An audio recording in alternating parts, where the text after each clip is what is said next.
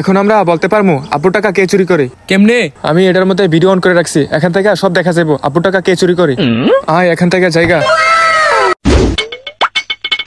আজকে দরজাটা বন্ধ করে ঘুমাই। যেই দিনে আমার দরজাটা খোলা রাখছি ওই দিন আমার টাকাগুলো গায়েব হয়ে গেছে। আজকে দরজা বন্ধ করে রেখেছি, আজকে আমার রুমে কেউ আর ঢুকতে পারবো না। ঘুমানোর আগে টাকাগুলো গইনে নি।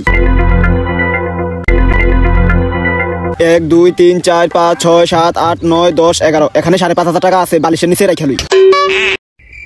8টা বাজে, এখন ঘুমাই। 8টা বাজে গেছে, আমার টাকাটি দেখে লই। আমার টাকাটি কো? আমার টাকাটি নিল কেডা? আয় হায়, দরজা কেউ খোলে নাই তো।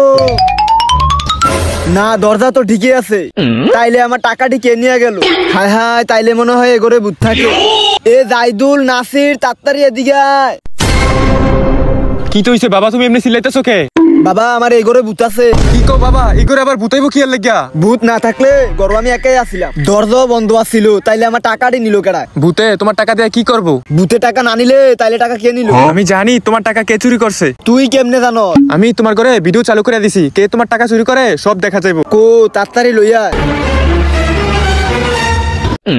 এই দেহ।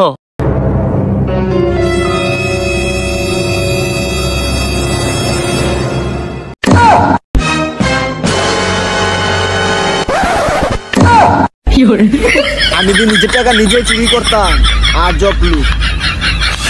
আমি যদি নিজের টাকা নিজে চুরি করতাম।